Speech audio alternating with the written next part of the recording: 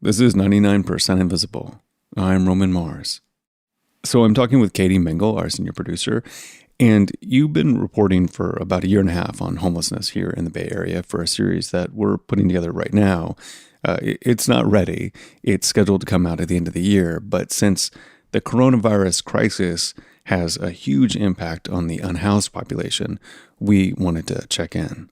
Yeah, so basically just as I was starting to wrap up the reporting process, the coronavirus came and it upended everything for everyone. And I've been struggling, with how or whether to follow any of what's been happening in terms of COVID and homelessness. Mm-hmm. So not really knowing what I would do with any of it, I just started kind of checking in with people just over, the phone and Zoom and whatnot, trying to at least kind of keep up with it all. And I was recording those conversations, and I decided that some of them felt worth sharing. And it seems that homeless people are one of the populations that people are talking about as being particularly vulnerable to this disease. Yeah, so based on data that researchers already have about age and underlying health conditions in homeless people, a study from a team of researchers at the University of Pennsylvania and UCLA found that homeless people would be twice as likely to be hospitalized as the general population, 2 to 4 times as likely to require critical care, and 2 to 3 times as likely to die if they contracted COVID-19. And it seems like some of the places where homeless people are the most visible, like the encampments and the shelters, are really potential petri dishes for a disease like this to spread. Yeah, I mean, social distancing is basically impossible in a shelter. And I think like all over the country, people are scrambling to prevent large-scale outbreaks in homeless communities. I only know about what's happening in California. And yeah, I just wanted to share a few voices from that struggle, I guess we'll call it.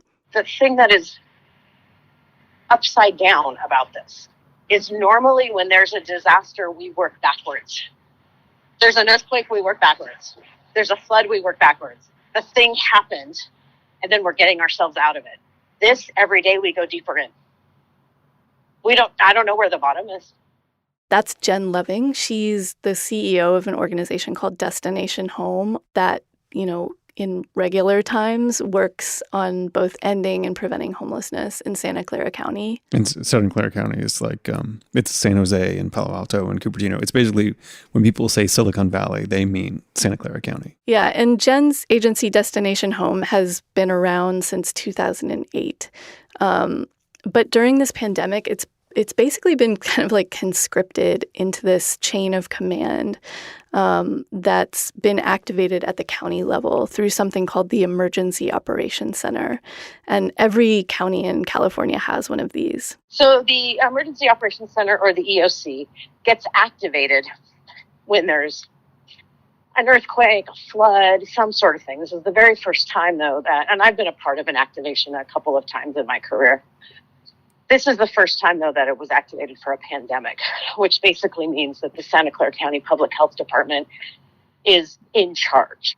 If you're working in homelessness, you're not doing things on your own anymore, meaning supply chain, money, systems, everything gets deployed through this EOC.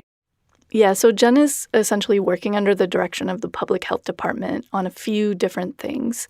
And those things include opening up mass shelters so that existing shelters can be less crowded, bringing sanitation and medical care and resources to encampments, and then also setting up partnerships with hotels where homeless people can potentially be quarantined. And then the last piece is trying to mitigate the financial catastrophe. If we can keep families from becoming homeless right now, there's a far better chance of recovery later. So I think we have to do a few things, and I think those things are happening. We have to have eviction moratorium. Everywhere needs to have one. We need to make sure that there's food, free food, accessible. I think this is also already happening, but like utilities, They need to stay on. Don't care. People don't pay. Yeah, stay on. And I believe that's also happening. When she says she believes that's happening, I just want to clarify that she means in her county. Right. So that's obviously different wherever you live in the United States. Mm-hmm. The other really big thing Jen has been working on setting up is a fund. She raised $11 million, very quickly, to distribute to people who had lost employment and were at risk of becoming homeless. Mm-hmm. I mean, that seems like that. I mean, that's a success. Like they raised a lot of money in a short amount of time. Is that enough? Yeah, I mean, I thought that sounded like a lot too, but it wasn't nearly enough. Within 3 hours, we had 1,400 applications. They were coming in at 2 applications every minute. They crashed our server. And within 3 days, there were more than $11 million worth of qualifying applications. Yeah, you wrote in a tweet, I feel scared in a way that it's hard to describe. It's true. Yeah. It's true, sister. And I'm not a chicken. I walk into the middle of this stuff for 20 years, and the scale is overwhelming. People already have no money left. Nothing. Jen estimates that they need about $100 million, and that's, again, just in Santa Clara County to keep people housed during this time. Wow.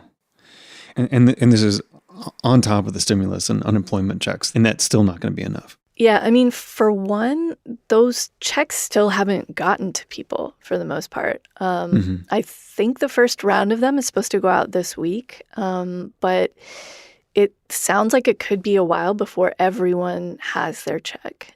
And then there are some people who won't be eligible for those benefits, undocumented people, for example. Right. And so have they been able to distribute the first 11 million that they gathered? Jen said some of it had started going out, but not all of it. I mean, it's a lot of work to process all of those applications and get all those checks out. And one of the problems they're running up against right now is that their volunteer support has dried up. And that's not just in their organization, that's happening in every organization. So if you think about, most communities have a Meals on Wheels program, and what that is homebound people, vulnerable people who can't leave their home. There's meals that are prepared and delivered to them every day. Super cool, right? That is a 95% volunteer run situation. So when all volunteers disappeared all at once, right? I think people are probably having trouble knowing how they should balance social distancing and volunteering. That's a good question. So I will say that I think that's a personal choice. But what I will tell you is people that are already working on the front lines are, in addition to that work, now delivering meals. And because here's the thing, it all still has to get done. And COVID is asking us to do all of the things we were doing before and 1,000 more things with less. And if you are able to be part of a solution, you need to get on being part of that solution. And if that means money, or if that means sewing a mask, or if that means stay at home and not complaining, it means all those things. Because people who are the lowest paid workers in this nation, who are largely people of color, are out on the goddamn front lines.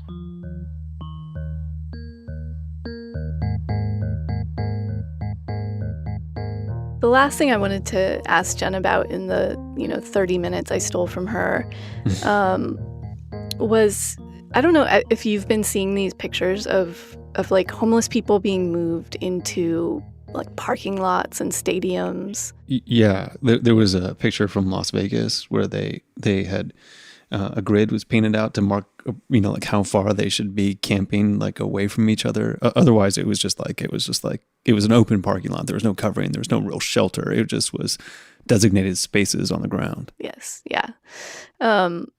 Which they did because a resident in a 500-bed shelter had tested positive for COVID, and so they needed to get everyone out of that space to prevent the virus from spreading. So they moved people into this open air parking lot. I think they've since been moved back inside.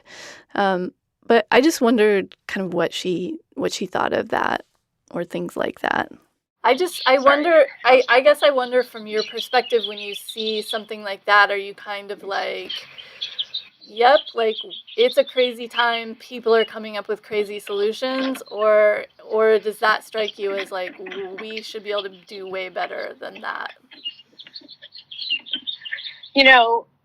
I think now, look, pre-COVID, America has treated homelessness in every kind of reprehensible way.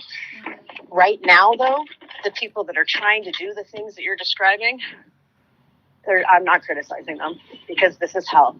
If that's the best that they can do, then that must be the best they can do. Yeah. We are not doing that, right? But I am in no position to criticize other communities, because we don't have every homeless person in a stable place. Yeah. We're sheltering in encampments. That is totally wrong.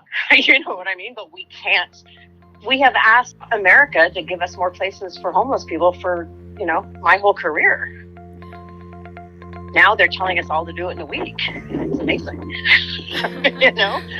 Well, thank you so much for your time, Jen. Yeah, I gotta go, sister. But yeah, check in with me and whatever you feel like you're curious about something. Yeah, and best of luck out there. Hey, thanks so much.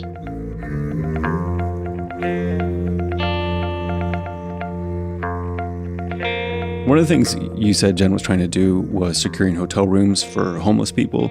Is that part of the governor's program? Yeah, so on April 3rd, Governor Newsom announced something that he called Project Room Key. He said he had secured almost 7,000 hotel rooms for homeless people and that they were on their way to getting 15,000. It's a county-state partnership with the county fundamentally driving the car and the state of California building the car. We put together the technical teams of expertise.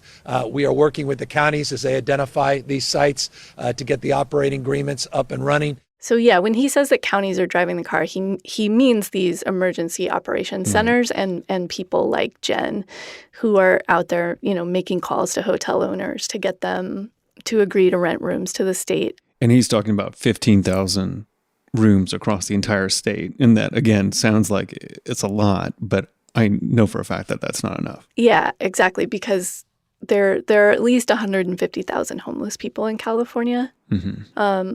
Which is why in some places you have activists calling on mayors to do more. So on April 3rd, actually the same day as that Newsom press conference, there was a protest in San Francisco. It was a car protest, which is one of the amazing new things that we have in this new pandemic era, where a bunch of people drove their cars to this convention center in San Francisco where the city was planning on housing homeless people sort of on the floor on mats. And the people in cars, sat outside of this convention center honking in protest. They thought that people shouldn't be sheltered together in this big open area, but instead put into hotel rooms. And they were urging the mayor to use her power to get hotel rooms for people. A caravan of cars circled San Francisco's Moscone Center while Mayor London Breed and city officials held a virtual press conference inside. The message still loud and clear at the socially distant protest. Police have blocked off Howard in front of Moscone where the city's... I talked to this sociologist named Chris Herring, who was part of that protest movement to get more hotel rooms. And he says the mayor, London Breed, has the authority to commandeer hotel rooms in an emergency. So if they have the power to do it, why aren't they doing it? I mean, it's a power that they don't use very often. Yeah. They say that it's too expensive to put every single homeless person in a hotel.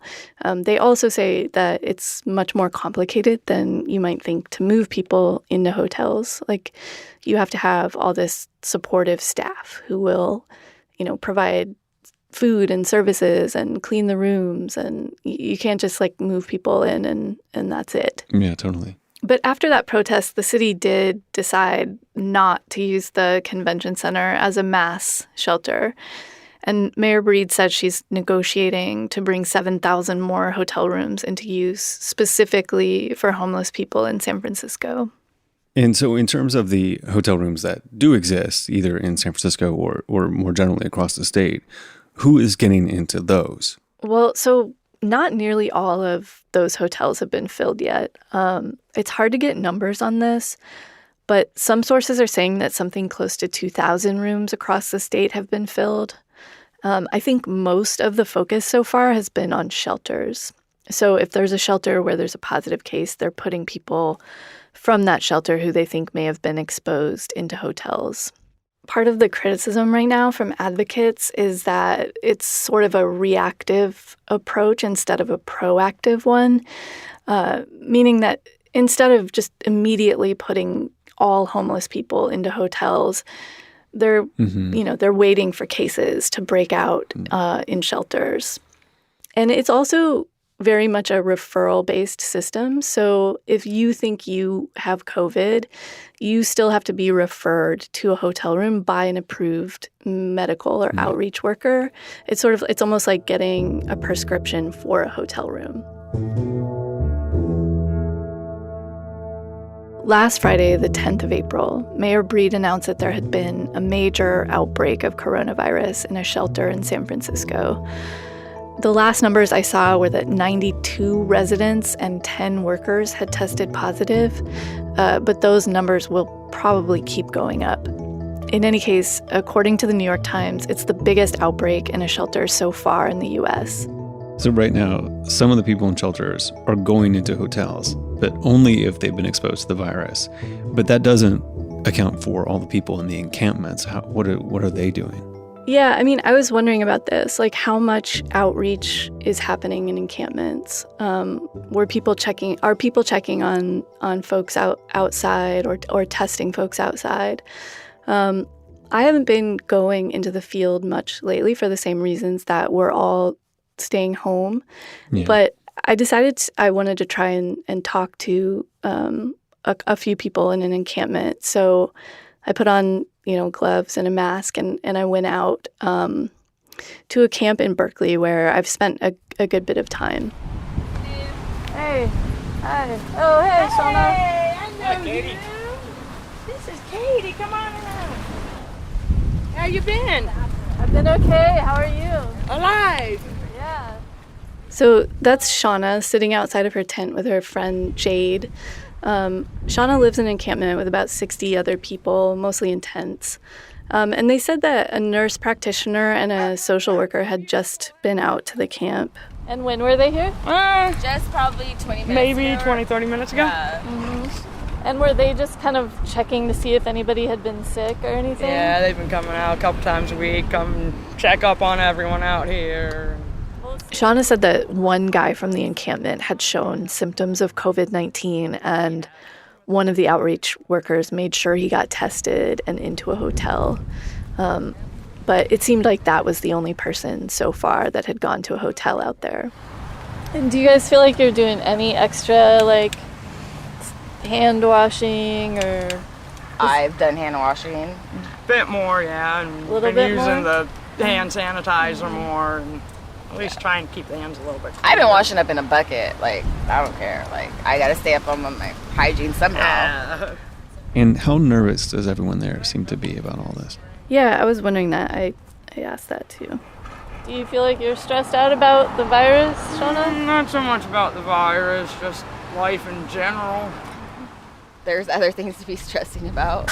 What do you feel like is the main thing you're stressed about right now?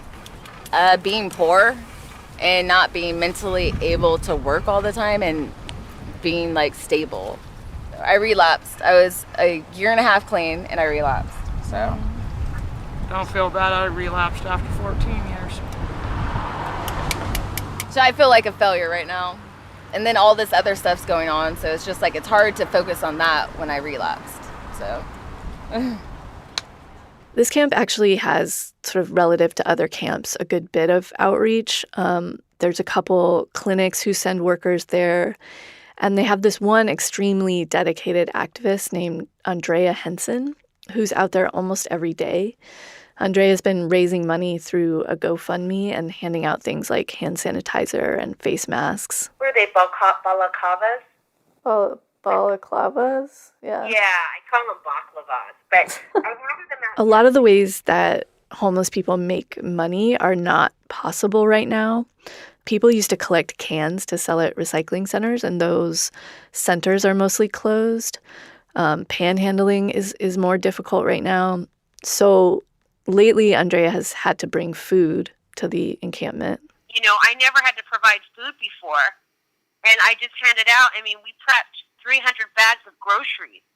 I'm not a food distribution person, but I had to be because people were telling me they're hungry. She also recently rented a bobcat to try to get all the trash out of the encampment, and she's been paying some of the people around there to help. Again, just all through a GoFundMe. We have to get this trash picked up because in order to mitigate this health crisis in the camps, you know, I'm buying new tents for people, but we're putting them in filthy places. We're installing porta potties in filthy places. Yeah, so a lot of dedicated people out there working really, really hard right now. But, you know, like Jen said, there are thousands of homeless people in California. And now, you know, everyone wants this all to be solved like yesterday. So it's tough. Lieutenant, hold on one second. Please, if you want to do any work to get it done, whenever you're ready, then I'll pay you. I have the garbage bag. We'll put all the trash on the corner. Go do your thing. Hi, Grant. Yeah. Okay, when you're ready, we're going to move on to the trash. So I'm also starting a job program, and I'm going to pay people minimum wage. You just really want though, and I'll give you minimum wage. You just tell me what time you start. We're going to move. We got to move everything to that.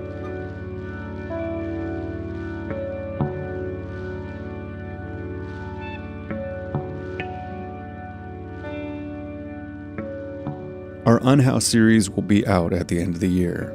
If you want to find out more about any of the people or organizations we mentioned in this episode, or how you can help or get involved, go to our website. It's 99pi.org.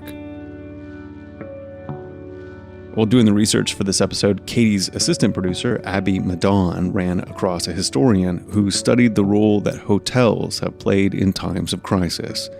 Katie Mingle will be back to talk about that after this.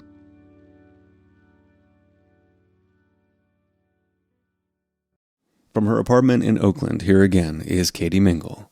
San Francisco and other cities are looking to repurpose vacant hotels to shelter unhoused people during this coronavirus outbreak. But this isn't the first time hotels have been used as crucial infrastructure in times of crisis. I wanted to find out more about the history of people repurposing hotels this way. So I called up Kenneth Morrison. Hello, my name is Kenneth Morrison, and I'm a professor of modern European history, and I'm based at De Montfort University in Leicester in the United Kingdom. And so why is it that hotels in particular are deployed in this kind of way? Like, what is it about a hotel that makes it very useful in a moment like this? I mean, hotels in many respects are perfect for being repurposed in the way that they are right now. So if you think about the microstructure of a hotel, you have large kitchens, you know, lots of refrigeration, you have supply chains. So basically the hotel can continue to function. It might not be serving the same food, or it might not be serving the same drinks or whatever, but it can continue to function. It works. And if you think about the internal structure of a hotel, most hotels have a quite large atrium. So, you know, atriums can be used as places where medical personnel perhaps are based, or seeing people as they come in. And all of the rooms function as these kind of isolation units. Because when people go and stay in hotels, you know, perhaps they've just got married, or they're, you know, couples going away for a weekend without the children or whatever, there's, you know, a certain amount of privacy required. So, of course, that means that every room has to be kind of insulated and isolated. And in the context of the COVID-19 crisis, it's perfect, because you have these huge corridors where food can be left outside the door, and the person can be left within this kind of isolated unit, which is the room. And the room, of course, always has ensuite facilities, so they can shower in the room, they can wash, they can sleep, they can watch television, they have access to the internet. So being used as a quarantine centre, hotels do that particularly effectively. And if we think of other buildings that might be used as quarantine centres, sports halls, for example, those sports halls have to be internally reconstructed in order to become quarantine centres or field hospitals. Actually, you have to do a lot less of that in a hotel. So hotel functions really well. It can be repurposed very, very quickly. Can you talk a little bit about how hotels were repurposed during the recent European refugee crisis? Yes, I mean, in the case of the migrant/refugee crisis in 2015, 2016, of course, you had millions of people coming to the European continent, and sometimes they had to be held in camps, but other times they would be held in hotels, or they would be kept in hotels. And there are various different examples of this. The biggest example of this is what happened in Germany, because, of course, the vast majority of those migrants that were seeking to leave places like Libya and Syria in 2015, 2016 were heading for Germany. And when Angela Merkel essentially said that, refugees, migrants are welcome, she was then faced with the problem of, what do we do with this sheer number of people? We have to house them somewhere. And the German government actually entered into a number of contracts, agreements with large hotel groups so that the refugees would be housed there. And they would be housed there for a short time until they could be genuinely kind of incorporated into society. They could get jobs, they could then perhaps look for apartments of their own and so forth. But the hotel in that context played a really important role in managing that immediate crisis. And that, given the sheer numbers of people that arrived in Germany at that time, has actually been a relative success story. But it wouldn't have been possible without the hotels and the role that the hotel played in that huge movement of people. And were the hotels still kind of like hotels, or were they more like apartments where there wasn't necessarily, like a counter where you check in, and how was it different when the refugees were housed in these places? So basically there were two types of hotels. There were the ones that were completely taken over, essentially. Government contract, German government paid Grand City hotels for the use of these 22 hotels in Berlin, for example. And what it meant was that the German government were giving to the hotel industry the finance for that, so that they could continue to operate. So the hotel, for them, it guaranteed more or less 100% occupancy rates, but they weren't really functioning as hotels at that time. They weren't, serving breakfast, lunch and dinner. And many of the staff that worked there continued to work there. They were cleaning, they were making food for the refugees and so forth, but it wasn't functioning as a normal hotel. However, there were other hotels that were actually allowing refugees to work there and training them and giving them skills that would make it possible for them to enter into work within German society. This happened in Germany, it happened in Austria, it happened in Belgium. The refugees were given an opportunity to train as barmen, to train as waiters, doing silver service and so forth. So they needed to train and do something that would allow them to make a living very, very quickly. And again, the hotel plays this very important role. And did you hear stories about kind of what these places were like? It strikes me as potentially, hard to kind of suddenly turn a hotel into this very different function. Did you hear stories of just what it was like? How did they feed people? And how did it work?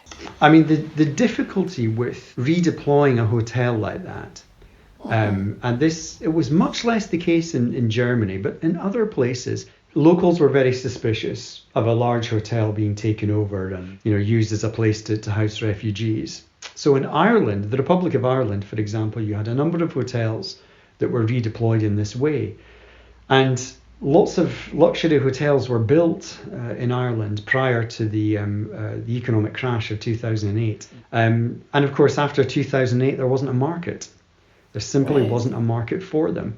So the hoteliers had to find a way to use the space that they had. So, many of these hotels were used as places to house refugees.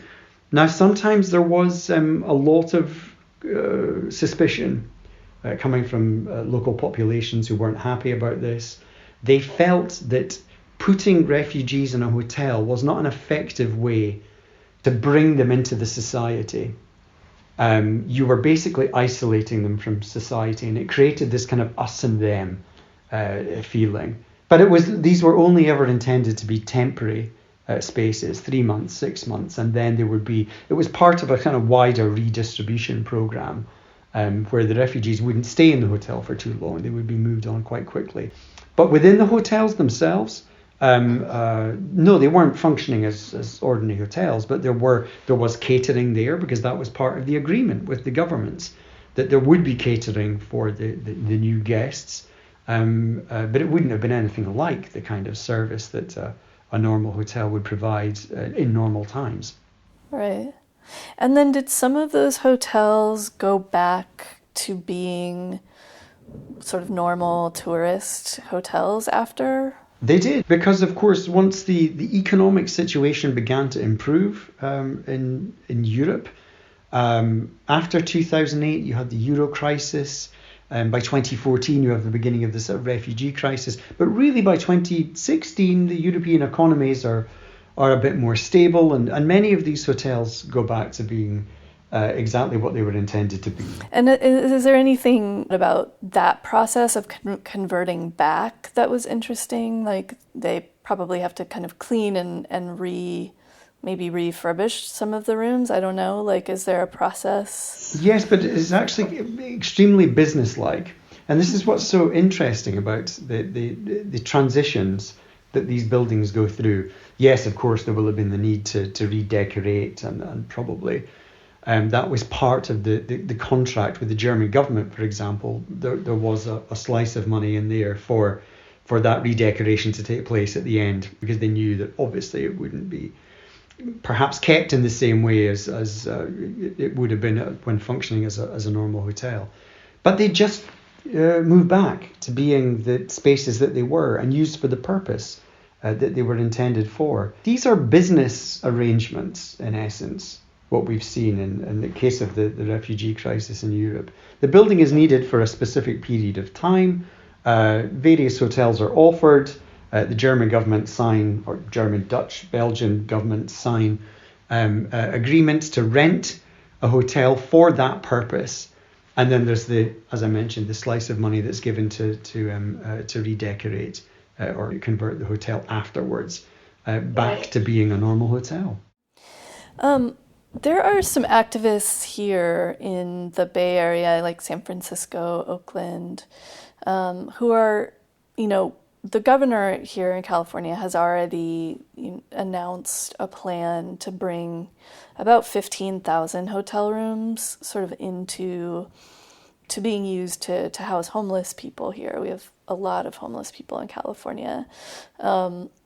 But there are activists that are calling on, like the mayor of San Francisco, for example, to kind of like go a step further, and instead of carefully negotiating these deals with hotels, to actually like commandeer them. And that's not a step that she is going to take, it doesn't seem. But have you heard of things like that happening, where like people use kind of like an executive privilege to take over hotels when they need to? Yes, and they can be commandeered in times of crisis. Buildings like hotels can often be strategic assets because they often occupy strategic heights. They can be quite, tall buildings, and particularly in an urban conflict, control of the strategic heights is extremely important. So, sometimes hotels can be commandeered for that purpose. What we're facing now with the COVID-19 crisis is something really unique. And, in the context of the United States, for example, that to think that any politician could tell business or a hotel owner that they simply have to take the hotel and commandeer it for that purpose is hugely controversial. We've never been, I think, in a situation in Europe or the United States where that has been necessary, certainly not in living memory. It was necessary during the Second World War, where lots of hotels were commandeered, either as field hospitals or bases for various agencies, government agencies who had to move out. London, during the Blitz, for example, they had to take over these buildings and turn them into something else for a temporary period until the war was over. So it's not without precedent, but normally it happens under the emergency powers that are enacted in the context of conflict. Well, maybe you could talk a little bit about what you're seeing in terms of the COVID-19 crisis, like what kind of role you're seeing hotels start to take. Absolutely. And New York, I mean, you had a couple of really nice hotels, the St. Regis, the Plaza, Yotel. They become temporary field hospitals, but for non-critical patients. So it's to basically take the pressure off the hospitals themselves. And then, of course, the Four Seasons in Manhattan, which, in any ordinary time would be a rather expensive place to live, is now being opened up to healthcare workers.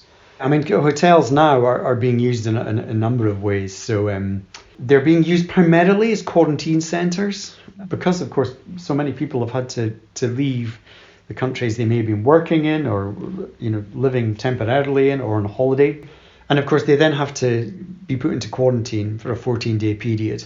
So we've seen hotels open them. Some are offering, in fact, quarantine packages where for 14 days you can go and live in a rather nice 4 or 5-star hotel and have 14 days of quarantine there. Others are being forcibly quarantined by governments. So when they arrive back on home soil, you then have to spend 14 days in self-isolation. Is there something you get in these quarantine packages that is different, like all your food kind of brought to your room? Or Yes, I mean, the packages are providing the same service as a hotel normally would. Although, I mean, some people I've spoken to have been in various hotels dotted around the world have complained that the level of service is not quite what they would have expected. So obviously the food on offer is not what it would be under normal times. So you're stuck in your room. It's a beautiful room, maybe, with a nice view, but you can't go anywhere. You have food brought to your door, but as I say, it won't be of the same quality that one would have expected in such a hotel. But that's a relatively nice way of being quarantined. In some cases, for example, I spoke recently to a student from Bosnia who had been working in Germany as a researcher and had to return home to Bosnia-Herzegovina. And when they returned home, they were taken to this one hotel in a place called Tuzla in Bosnia, and they were to stay there for 14 days. They were basically forcibly held there for 14 days. And this has been happening all over Europe. Those that return, they simply have to submit and be kept in isolation. And what about homelessness specifically? How are you seeing hotels being used? Yes, in the case of the UK, I mean, the Crown Plaza, I think the Holiday Inn, and therefore the Holiday Inn Express, have come to an agreement with the UK government and the Mayor of London. They've basically handed over hundreds of rooms. I don't know what the financial agreement was there, but those rooms will be available for the homeless of London. And I have to say that the homelessness was becoming something of a crisis in London. And it was very noticeable over the last couple of years in particular. So it was a real, effort required for the UK government to try and get homeless people off the streets. And of course, they were hugely vulnerable in the situations that they were in. But there was a big kind of effort to do that. And hotels were generally used as places to house the homeless. And do you know, in those cases, like, were they moving homeless folks into hotels that were already showing symptoms, or was it just a proactive, let's get everybody inside so that nobody is as vulnerable to this as they would be outside? Well, some European countries have been testing far more than the UK. The UK, the testing hasn't actually, the numbers have been quite low. So there was no time and no facilities actually to test people who perhaps were, demonstrating any kind of symptoms, even if minor symptoms or kind of early symptoms. It was just that they had to be taken off the streets and given somewhere to live, given a roof over their heads for a short period, so that they, one, wouldn't spread the disease, and two, might not be exposed to those with it. And I'd be really interested to see what these hotels look like inside at the moment, and what kind of services there are, and to what extent those people are being looked after. And that I do not know, because it's impossible, of course, to enter into any of these buildings. It's impossible for me to travel, really. I can't even go to my university, let alone, to one of these hotels for the purposes of research. And what about just sort of like the scale overall around the world? Like, do you feel like the number of hotels that have transformed into kind of responding to this crisis in some way would be more than we've maybe seen since one of the world wars? I think we've never seen anything like this since the Second World War. You've had individual crises in individual countries, or even regional conflicts, but you've never seen anything like this, because what's happened here is that the hotel industry has been seriously damaged by this. It will take a long, long time for hotels to recover, for tourism to recover from this. So if you even think optimistically that we might get back to some kind of normality in terms of tourism by 2021, so there will be a tourist season in 2021, you're looking at least a year's income really lost by hotels. So of course they have to adapt, and they have to become something else, and they have to offer their services, because otherwise they may simply go out of business. And I think that perhaps those hotel chains that have offered their services at this particular time might be more favourably looked upon than those that didn't, if they need to be bailed out in the future. Because of course the COVID-19 crisis may end in intensity, the kind of intensity that we're experiencing at the moment, but it will take a long time for life to go back to normal, for people to feel that they want to travel again, for borders to open. For the time being, many hotels will simply not be able to return to business as usual and revert back to being places where, you have weddings and parties and business meetings and holidays and so forth. That can't happen. And in the countries that are really hit by COVID-19, those hotels have no other option really than to kind of redeploy and repurpose and become used as something else.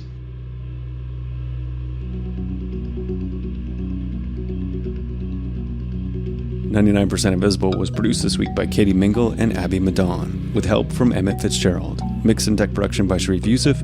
Music by Sean Real. Kurt Kolstad is the digital director. The rest of the team is Delaney Hall, Joe Rosenberg, Vivian Lay, Chris Berube, Avery Truffleman, Sophia Klatzker, and me, Roman Mars. We are a project of 91.7 KALW in San Francisco and produced on Radio Row, which is scattered about in various East Bay apartments but is centered in beautiful downtown Oakland, California. We are a proud member of Radiotopia from PRX, a fiercely independent collective of the most innovative podcasts in the world. Find them all at radiotopia.fm. You can find the show and join discussions about the show on Facebook. You can tweet at me at Roman Mars and the show at 99pi.org. We're on Instagram and Reddit too. We have links to all the organizations that Katie talked to and ways to get involved at 99pi.org. Radiotopia.